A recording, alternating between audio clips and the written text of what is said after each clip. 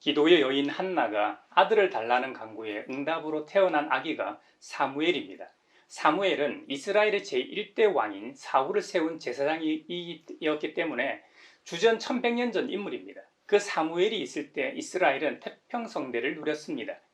하지만 인간은 누구나 늙기 마련이고 곧 죽습니다. 사무엘이 늙자 이스라엘 백성들은 왕을 요구하게 됩니다. 이스라엘 백성들이 왕을 요구한 배경은 이렇습니다. 사무엘이 늙어 이스라엘의 마지막 사사로서 그 사명을 감당하기 어려워지자 사무엘은 자의로 그의 맏아들 요엘과 차남 아비야를 사사로 임명하여 일하게 했습니다. 하지만 두 아들은 하나님의 말씀에 따라 그 직책을 행한 것이 아니라 돈벌이에만 정신이 팔려 뇌물을 받고서 치우치게 재판을 하였다는 겁니다. 왜 우리도 조선시대나 역사를 보면 탐관오리들이 판을 칠 때 백성들은 도탄에 빠지고 의적이 등장하지 않습니까? 실제 인물이든 백성들의 염원을 담은 가상인물이든 등장하여 탐관오리들을 고발하잖아요. 홍길동전은 그런 염원에서 탄생했을 겁니다. 사무엘 시대의 이 말년에 그런 영웅 같은 인물은 등장하지 않지만 백성들이 직접 사무엘을 찾아와 아들들의 비리와 횡포를 고발합니다. 그래서 백성들은 이웃 나라들처럼 우리도 왕을 세워달라고 요구합니다. 성경에서는 사무엘이 하나님께 허락받고 자신의 아들들을 임명했다든지 아니면 기도라도 했다라는 말이 전혀 없습니다. 자의적으로 했다는 것이죠. 아마도 아비된 심정으로 자식들의 장래를 위해 그 중책을 맡도록 한 것 같기도 합니다. 요즘으로 치면 한 목회자가 일평생 목회를 잘하고 자신의 아들에게 담임 목사직을 물려주는 것처럼 말입니다. 근데 이 일은 사무엘의 전임자였던 엘리 제사장의 아들들의 실패를 상기시킨다는 점입니다. 사무엘은 어릴 적 이 전임자였던 엘리 제사장의 이 자녀 교육이라든지 어떻게 그 아들들을 이스라엘의 지도자로 세웠는지 보았습니다. 하지만 엘리 제사장의 아들들도 하나님의 뜻이 아니라 자신들의 소견대로 나라를 다스렸습니다.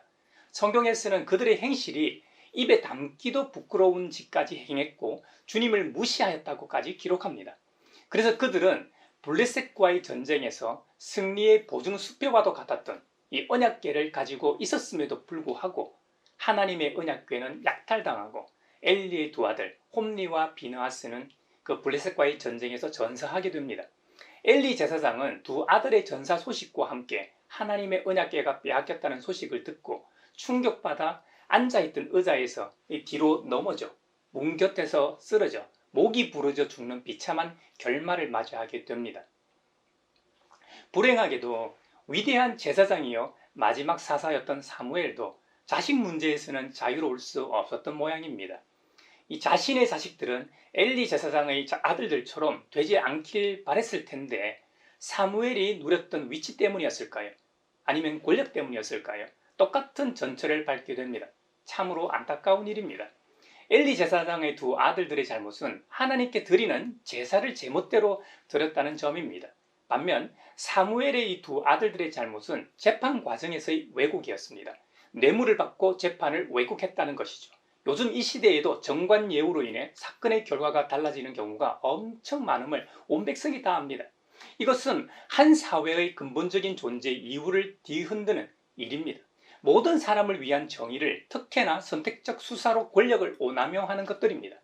사실 이런 공적 기관들은 공정하게 법 집행을 기본적으로 하되 사회적 약자들을 위해 우선적 배려를 실현해야 하는 임무도 가지고 있을 겁니다. 그런데 지금이나 사무엘 시대의 이 두 아들들도 뇌물이라는 돈 때문에 재판을 왜곡했다는 겁니다.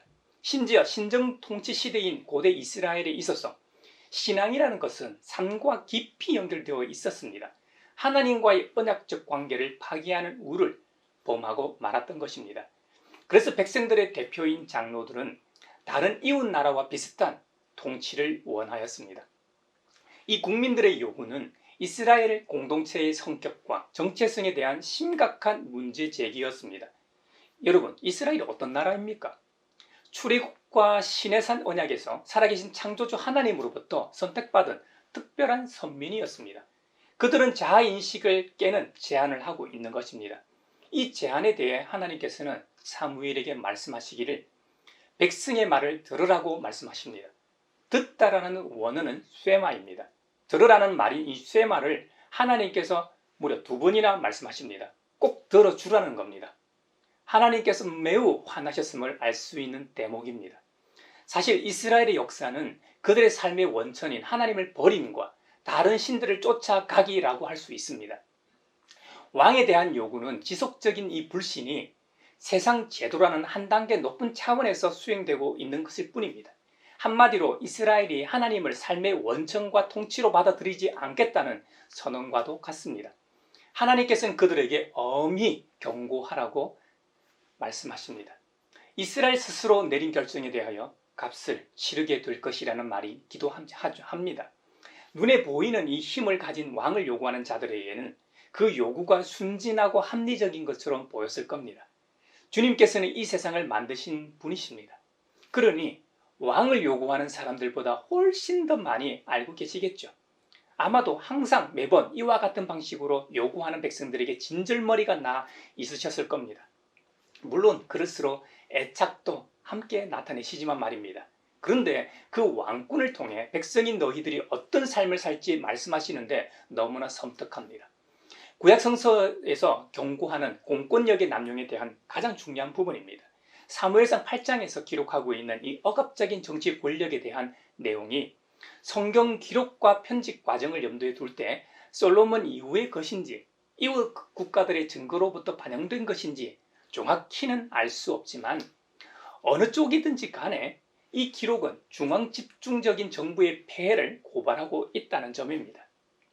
정치적인 권력과 사회적인 이 조직이 국가에서 절정을 이루게 되면 그것과 함께 재산의 재분배와 집중화가 이루어지게 됩니다. 토지 통제에 대한 독점권을 휘두르게 되며 북한 같은 경우 보십시오. 정의와 안전을 지키려는 지역적 주도권을 무효화시키게 됩니다.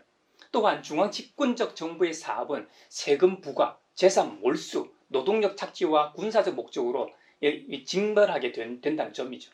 또한 딸들을 취하여서 화려한 궁중에서 시중 드는 이 노동력을 충당하는 것으로 나타난다는 겁니다.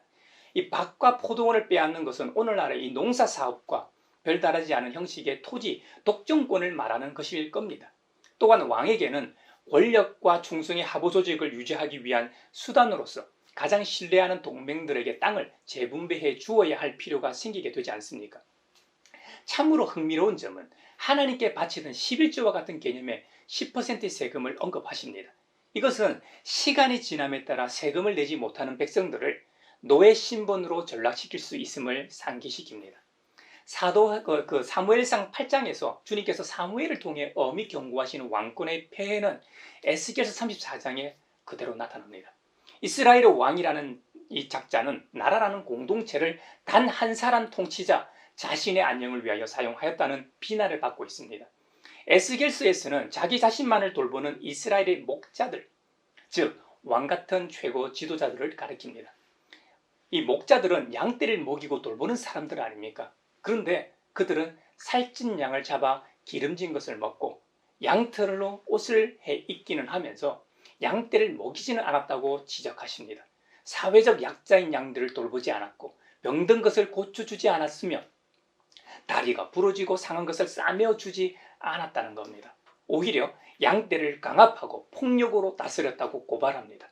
여러분, 이것은 옛날에 이스라엘이 이집트의 노예 생활을 할 때 그들을 노예로 삼았던 바로나 이스라엘 백성들이 그렇게 원했던 왕이든지 별반 차이가 없었던 것이죠.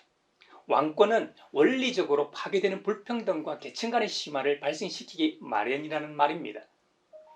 하나님께서는 자신을 부인하고 계약을 파기하려는 백성들을 향해 사무엘을 통해 충격적인 발언을 하십니다. 당신들이 스스로 택한 왕 때문에 울부짖을 터이지만 그때 주님께서는 당신들의 기도에 응답하지 않으실 거라는 겁니다. 아마 이때 이스라엘 백성들은 이웃 나라들처럼 왕권을 통해 부강하고 안전한 나라를 기대하고 있는 중이었으니 그 경고의 말씀이 귀나 마음에 들어올 리가 없었을 겁니다. 원래 이스라엘의 패턴은 살기 힘들어지면 부르짖고 하나님께서는 응답하시는 구조였습니다. 이것이 이들의 정체성이라고 해도 될 겁니다. 이것이 이스라엘의 신앙에서 중심적인 구조였다는 말입니다. 하지만 이것이 깨졌다는 말입니다. 이제는 부르짖어도 응답이 없다는 겁니다. 이 얼마나 무서운 사실입니까? 오늘을 사는 우리도 항상 깨어있지 않으면 이런 우를 범할 수밖에 없는 연약한 존재입니다. 사무엘이 엘리의 교훈이 있었음에도 불구하고 두 아들들을 실패했던 것처럼 말입니다. 왕을 세워 다스리게 해달라는 백성 대표인 장로들의 요구에 사무엘은 인간적으로 마음이 상하였습니다. 그 상한 마음을 안고 주님께 기도합니다. 근데 그 기도를 들으신 주님께서는 네가 기분 나빠할 일이 아니다. 그 요구에 기분 상한 것은 오히려 나다. 내가 그들을 이집트의 노예에서 데리고 나왔거늘 그들은 한결같이 나를 버리고 다른 신들을 섬겨왔다. 나에 대한 불만을 사무엘 너에게 한 것이다. 그러니 너는 이제 이스라엘 백성들의 요구를 들어주어라. 그 대신 그들을 다스릴 왕의 권한도 함께 일러주라고 말씀하셨던 것입니다. 반면 마가복음에 보면 하나님께서 통치하시는 진정한 나라가 등장합니다. 예수님께서 12명을 제자로 삼으신 직후의 일입니다. 무리들이 예수님께 몰려들었습니다. 특히 예루살렘에서 내려온 율법학자들은 예수님이 귀신의 왕 바알세불이 들렸다고 주장했습니다. 한마디로 귀신 들렸다는 말이죠. 그것도 악신 중에 최고의 귀신이 쉬었다는 것이죠. 또 예수님이 귀신의 두목의 힘을 빌어서 귀신들을 쫓아낸다고까지 하였습니다. 이 말에 대해 마가복음 3장에 보면 예수님께서는 비유를 하나 말씀하셨습니다. 사탄이 어떻게 사탄을 쫓아낼 수 있느냐? 한 나라가 갈라져서 서로 싸우면 그 나라는 버틸 수 없다. 또 한 가정이 갈라져서 싸우면 그 가정은 버티지 못할 것이다. 사탄이 스스로에게 반란을 일으켜서 갈라지면 버틸 수 없고 끝장이 난다. 먼저 힘센 사람을 묶어놓지 않고서는 아무도 그 사람의 집에 들어가서 세간을 털어갈 수 없다. 묶어놓은 뒤에야 그 집을 털어갈 것이다. 내가 진정으로 너에게 말한다. 사람들이 짓는 모든 죄와 그들이 하는 어떤 비방도 용서를 받을 것이다. 그러나 성령을 모독하는 사람은 용서를 받지 못하고 영원한 죄에 매인다고 말씀하셨습니다. 이 비유의 말씀은 율법학자들을 비롯한 사람들이 예수님이 악한 귀신에 들렸다고 말하였기 때문입니다. 귀신의 왕 바알세불 논쟁이 있던 그 시간에 예수님의 육신에 모친 마리아와 동생들이 찾아왔습니다. 예수님의 가족들이 예수님을 찾아온 것은 귀신 쉬었다는 소문이 꽤 널리 퍼졌기 때문입니다. 그래서 예수님을 집으로 데려가려고 왔다고 성경은 기록합니다. 가족의 입장에서는 충분히 가능한 일이죠. 여러분 한번 생각해 보십시오. 여러분의 가족 중에 한 사람이 다른 사람들의 말에 의하면 그것도 한두 명이 아니라 수많은 사람들이 수근수근 거리기를 귀신이 쉬었다거나 정신병자라는 소문이 돌고 있다면 어떻게 하시겠습니까? 정신병원에 데려가는 것은 차치하고 우선 집으로 데려가려 하지 않겠습니까?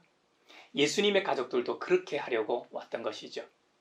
그런데 예수님은 수많은 사람들에게 둘러싸여 있었기 때문에 예수님께 접근하지 못하고 있었습니다. 예수님의 가족을 본 제자 중 하나가 말합니다. 보십시오. 선생님의 어머니와 동생들과 누이들이 바깥에서 선생님을 찾고 있습니다. 이 제자의 말에 예수님께서는 가족들이 들으면 서운할 말을 하십니다. 누가 내 어머니이며 내 형제 자매들이냐? 그러시면서 주위를 보시면서 보아라, 내 어머니와 내 형제 자매들이다. 누구든지 하나님의 뜻을 행하는 사람이 곧 내 형제요, 자매요, 어머니다. 사무엘상에서 이스라엘 백성들이 요구하였던 왕정 정치, 왕에 의한 정치가 아니라 진정한 신정 정치라고 할까요? 하나님께서 다스리시는 하나님 나라를 주님께서 말씀하고 계십니다. 예수님의 모친 마리아나 형제 자매들이 이 말을 들었을 때 얼마나 서운하고 놀랐을까요? 특히 마리아 입장에서는 정말 서운했을 것 같습니다. 자신이 어떻게 낳은 아들입니까? 불가능한 가운데 낳은 아들 아닙니까? 어쩌면 그 당시 중고비를 넘겨가며 낳은 아들 아닙니까? 그런데 그 아들이 마리아 본인을 두고 진짜 어머니가 아니라고 말합니다. 기가 막힐 발언이죠.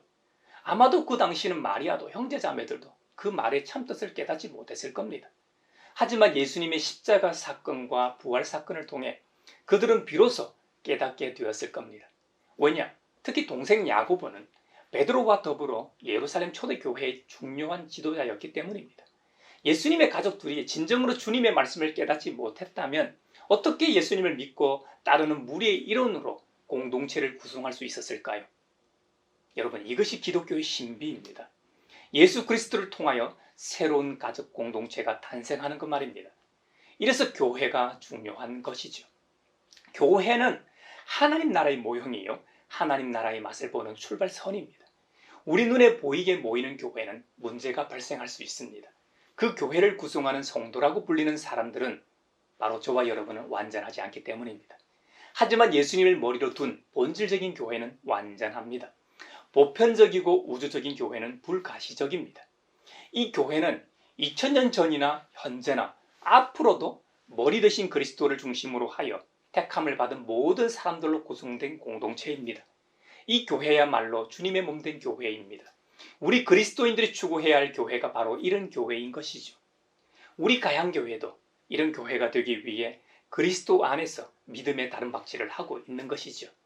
하지만 우리가 잊지 말아야 할 것은 지구촌 곳곳에 흩어져 있는 가시적 교회 역시 가양교회와 같이 이 시간 세계 곳곳에서 성부 하나님을 성자 예수님 안에서 성령의 도우심으로 예배하는 모든 이들, 즉 예수 그리스도를 고백하는 모든 사람들로 구성된 모임도 교회라는 점입니다.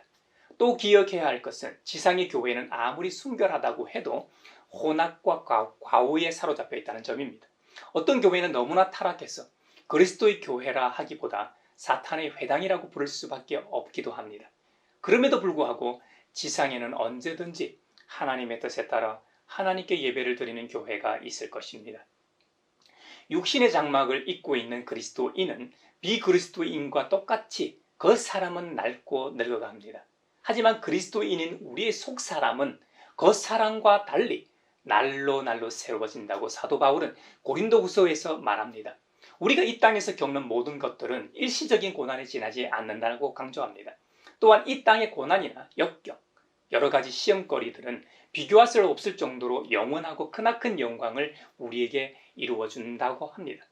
히브리서 11장 믿음장에서 믿음이란 바라는 것들의 확신이요 보이지 않는 것들의 증거라고 하였습니다. 믿음의 선조들이 이 믿음으로 살았다고 합니다. 그래서 그들은 훌륭한 믿음의 선배들로 우리에게 기억되고 있는 것입니다.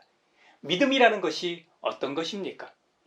하나님께서는 영이시기 때문에 우리의 눈으로 볼 수 없습니다. 우리의 손으로 만질 수도 없고 우리가 그분의 향기를 맡고 피부로 느낄 수도 없습니다. 그분의 음성을 들을 수도 없습니다. 하지만 우리는 어떻게 살아계신 하나님을 만나고 느끼고 알 수 있습니까? 네, 바로 믿음으로 압니다. 그래서 히브리서 믿음장에서 믿음으로 우리는 세상이 하나님의 말씀으로 지어졌다는 것을 깨닫습니다 라고 기록하는 것입니다. 그래서 믿음장에 등장하는 이 믿음의 조상들, 기라성 같은 믿음의 조상들을 언급할 때 항상 먼저 믿음으로 누구누구는 어쨌다 하고 기록하는 것입니다. 예를 들어 믿음으로 아벨은 가인보다 더 나은 제사를 하나님께 드렸습니다. 믿음으로 에녹은 죽지 않고 하늘로 옮겨졌습니다. 믿음으로 노아는, 믿음으로 아브라함은, 믿음으로 이삭은, 야곱은, 요셉은, 모세는 하고 기록하는 것입니다. 그들 역시 우리처럼 하나님을 직접 보고 믿은 게 아닙니다.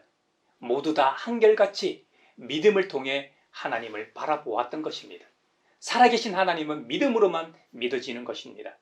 오늘 본문인 고린도후서 4장에서도 우리는 보이는 것을 바라보는 것이 아니라 보이지 않는 것을 바라봅니다. 보이는 것은 잠깐이지만 보이지 않는 것은 영원하기 때문입니다 라고 사도 바울이 증언하고 있는 것이죠. 그러므로 우리 그리스도인들은 참 믿음으로 우리의 신앙을 고백하며 성삼위 하나님께 나아가 예배해야 하겠습니다. 여러분, 이 땅의 모형으로서의 교회가 보여주고 있는 하나님 나라에 관하여서는 성경에 나와 있는 여러 가지를 말할 수 있을 겁니다. 하지만 오늘 이 시간에는 두 가지만 나누고 말씀을 마치겠습니다. 하나는 하나님의 나라의 복음을 듣는 중요성입니다. 우리 예수님께서는 씨 뿌리는 비유를 통해 하나님 나라의 복음을 듣는 것이 얼마나 중요한가를 역설하셨습니다. 익히 잘 알려진 대로 씨 뿌리는 비유는 말씀이라는 씨가 4가지 종류의 마음밭에 뿌려짐으로 시작합니다. 이 말씀의 씨가 들어는 길가에, 들어는 돌밭에, 들어는 가시떨기 속에, 들어는 좋은 땅에, 좋은 밭에 떨어진다고 합니다. 길가에 떨어진 말씀의 씨앗 경우는 이것입니다. 말씀을 들은 자들인데 마귀가 와서 믿음으로 구원을 얻지 못하게 하려고 그 마음에서 말씀의 씨앗을 빼앗는 것이라고 하셨습니다. 돌밭에 떨어진 말씀의 씨앗 경우는 말씀을 들을 때에 기쁨으로 받으나 뿌리가 없어 잠깐 있다가 시련을 당할 때에 배반하는 자라고 하셨습니다. 가시떨기에 떨어진 말씀의 씨앗 경우는 말씀을 들은 자들인데요. 지내는 중에 이생의 염려와 재물과 향락의 기운이 막혀 온전히 결실하지 못하는 자라고 하셨습니다. 마지막 좋은 땅에 떨어진 말씀의 씨앗 경우는 착하고 좋은 마음으로 말씀을 듣고 지키어 인내하고 결실로 하는 이 자라라고 하셨습니다. 결국 하나님의 나라는 선한 마음으로 말씀을 듣고 지키며 인내로 열매 맺는 사람들에게만 드러난다는 의미입니다. 그러므로 복음의 말씀을 듣는 것이 하나님 나라에 있어 얼마나 중요한가를 우리가 알 수 있는 것이죠. 성경이 말하는 하나님 나라에 관한 두 번째 내용은 가족에 대한 재정의입니다. 이것이 오늘 본문의 내용인데요. 이 새로운 가족 공동체의 롤 모델이 사도행전에 나옵니다. 사랑한다고 우리는 한 가족이라고 말하는 100마디 말보다 형제자매가 어려울 때 함께 하는 것, 실질적인 도움이 되는 것만큼 강력한 증거는 없을 겁니다. 사도행전 2장과 4장에는 하나님 나라가 어떤 나라인지 강력하게 증거합니다. 믿음의 사람이 모든 물건을 통용했다는 겁니다. 사회주의를 말하는 것이 아닙니다. 그리스도 안에서 사랑에 기인한 형제애를 말합니다. 주님 말씀처럼 네 이웃을 네 자신같이 사랑하라는 말씀을 진정으로 실천했다는 말입니다. 이것이 새로운 하나님의 나라입니다. 약육강식과 적자생존의 원리로 작동하는 세상에서는 도저히 불가능한 세상이죠. 이 점이 사무엘 시대에 이스라엘 백성들이 요구했던 왕정정치, 중앙집권적 정치와 다른 점임을 오늘 성경 본문에서는 말씀하고 있는 것입니다. 그리스도인인 저와 여러분이 이 새로운 하나님 나라의 일원으로서 이 땅에서 살기를 바랍니다. 그리고 이 세상과는 다른 새로운 세상에 대해 보여줄 수 있어야 하겠습니다. 그것은 다름 아닌 주님의 몸된 교회를 통해 보여줄 수 있어야 합니다. 그리고 걸어 다니는 교회인 저와 여러분의 삶을 통해, 즉 우리 자신의 말과 행동의 복음의 편지를 통해 보여줄 수 있어야 하겠습니다. 이번 한 주간도 하나님 나라의 백성으로서 이 세상에 하나님 나라를 보여주는 거울로 살아가는 저와 여러분이 되시기를 바랍니다.